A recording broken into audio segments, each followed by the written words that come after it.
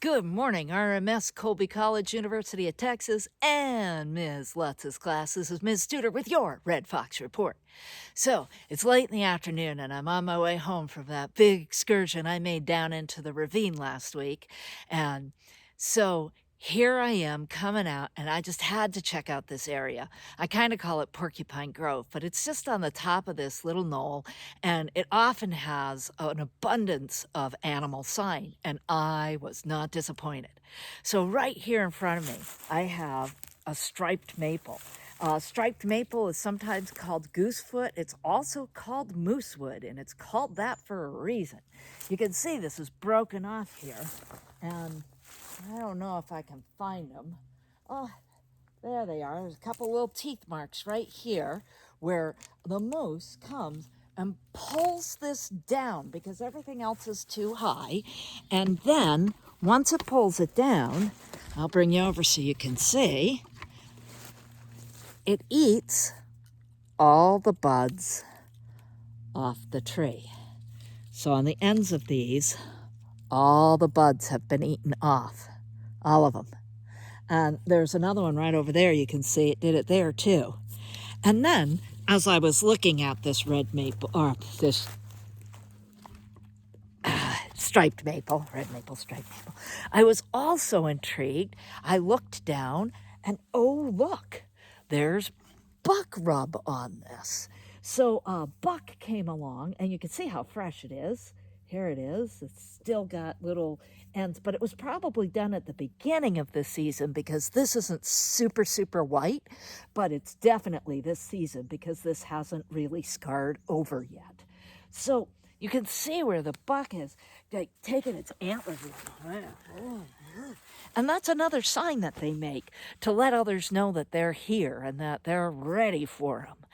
So I thought this was a pretty neat place because then not only do you have a deer moose kind of interaction in the same place, but if you look behind me, I'm going to put you up, and you can see there's this oddly shaped tree back here.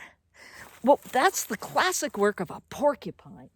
Porcupines do that to trees. They kind of misshape them and kill them. They eat the cambrium layer of the bark, so the inner layer of the bark. So they go up there and they just start chewing on that tree.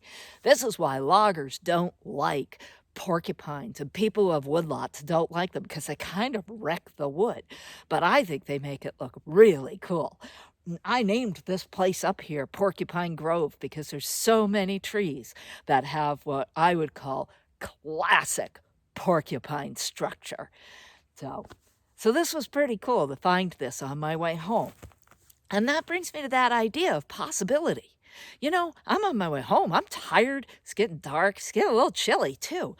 But you know, I was open to possibility.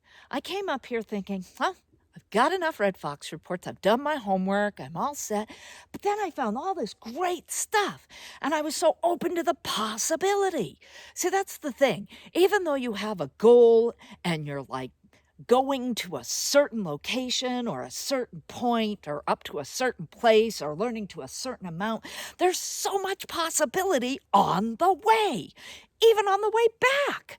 So, you know, I just get excited about possibilities. It's unfortunate. They usually make me late, but you know, they're the most exciting part of my life.